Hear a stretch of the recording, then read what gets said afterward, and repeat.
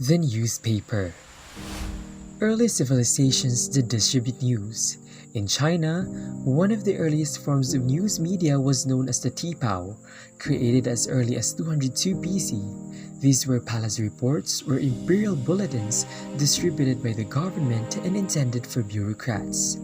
Any news for public consumption might have been distributed via posted announcements, basically the forerunners of modern-day posters.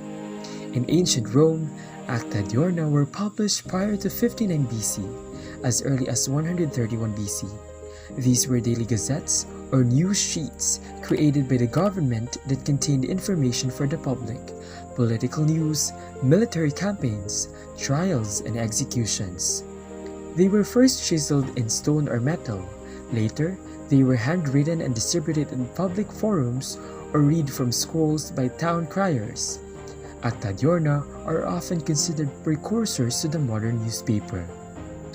Though both ancient Romans and Chinese, as well as other ancient civilizations, had early forms of news media, they do not qualify as newspapers because they could not be mass distributed.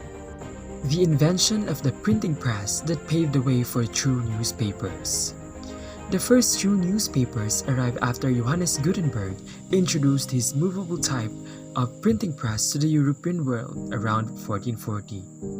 Though printing presses with movable type had existed in Eastern Asia for around 2 centuries, they never made it to Europe. Furthermore, Gutenberg's version made it significantly faster to mass-produce documents. By 1500, the printing press had made its way throughout Europe, and news sheets or news books were mass-distributed.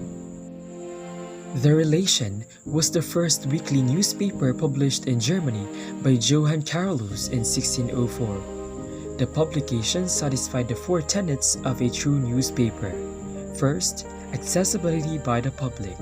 Second, published at a regular interval. Third, information is current. Fourth, covers a variety of topics. Despite meeting the requirements for a newspaper, there is some debate as to whether the Relation qualifies as the world's first newspaper since it was printed in quarto, not folio size. It's worth noting the World Association of Newspapers considers the Relation as the first true newspapers. Other German newspapers followed, and in 1618, the world's first broadsheet newspapers, printed in folio size, was published in Amsterdam. The newspaper format soon spread throughout Europe, with newspapers published in Spain, France, and Sweden. Freedom of the press. Throughout history, governments strive to oppress newspaper publishers and journalists who use their platforms for political criticism. Print shops were tightly regulated. In most countries, they required government licenses to print, and they could be quickly shut down if they printed anything that offended authorities. The first major change in this arrangement came in the years before the outbreak of the English Civil War. As Parliament, under the leadership of Oliver Cromwell, struggled with King Charles I, national news suddenly assumed a new importance, and newspapers, liberated by the breakdown in the king's authority, began to feel free enough to discuss it. The history of free press in the Philippines. The history of free press in the Philippines has its roots in nationalistic newspaper published in Europe and in the Philippines during the Spanish colonial regime. The aim was to raise the level of consciousness with respect to oppressive conditions prevailing in the country then. For most of these newspapers, however, their origin was elitist. They were mainly published and written by the so-called ilustrados and read mostly by the same group.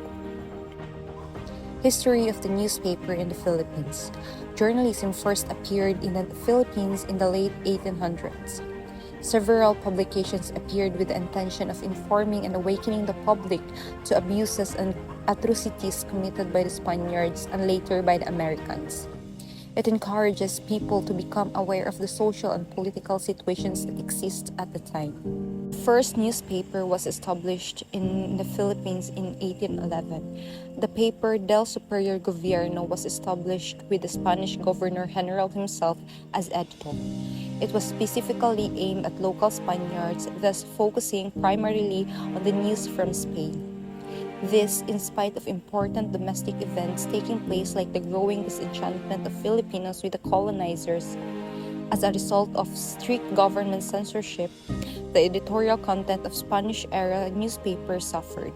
Journalism historian John Lent described early colonial newspaper as more literary than newsy in style, often depended on satires, poems, and news laced with sarcasms. Stories were long and rambling, and most of the news concerned events abroad. The first founded newspaper in Mindanao. Established on July 1, 1903, Ang Katarungan was founded by Neri brothers, the late former Misamis Oriental representative Ramon B. Neri and the former Misamis Oriental governor Vicente Neri San Jose. Ang Katarungan initially was published in Cebuano, the local dialect, and was a 4-page tabloid printed by an old-type Minerva printing press and was handset. Its first issue came out with 300 copies, a rather big circulation during the days of the early American period. In 1926, Ang Katarungan changed its format. It became a bilingual English Cebuano news magazine in 16 pages.